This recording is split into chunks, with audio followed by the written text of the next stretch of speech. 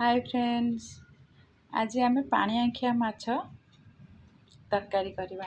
देखंतु मु तो काटी कुटी भलसे बाछि सफा करी धोई नहीं जाइए आ ताधरे हलदी लुण देकर टिके मिक्स करके रखुची।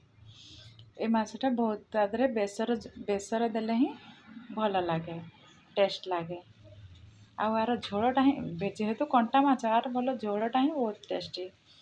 तो आपण मैंने केबे एमती बनईकरी खाते देखिए, पूरा देसी स्टाइल अल्प मसला बेसी मसला भी दबा दरकार पड़ेनी। तो टिके पानी पानी झोल हो बहुत टेस्ट लगे। माछटा इलिश माछ भली ही लगे।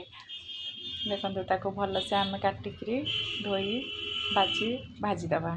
देखो भाजी सारा पर आम काढ़ीदबा।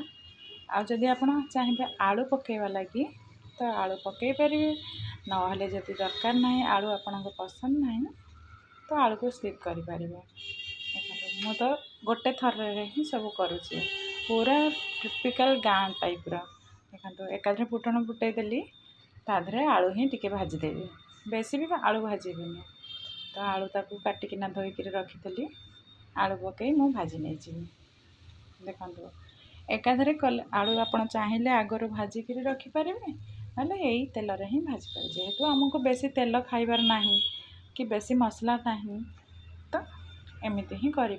गोटे थर ही हो आलू टिके जस्ट भाजी है आम तादरे मसला देदेबा।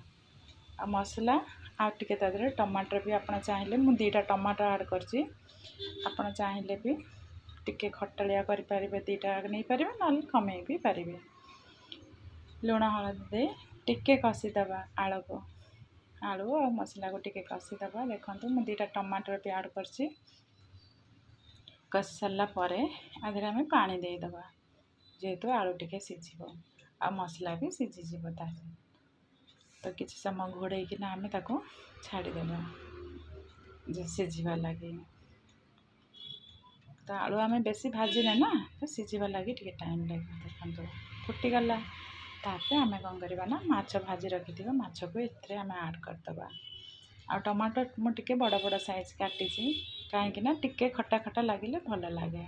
आ 2टा ही टमाटर नहीं बड़ साइज्र। देखो माछ आम ऐड करदबा। एबे रेडी होगला आमर पानी आखिया झोल। देखो केते सुंदर दिशुची आ खाइबा को भी बहुत टेस्टी। आ टिके खट्टा खट्टा लगे, बहुत टेस्टी लगे। टमाटर टिके अधिक देले टिके खट्टा लगे। देखो केते सुंदर दिशुची। आपण माने एमती बनईकरी खान।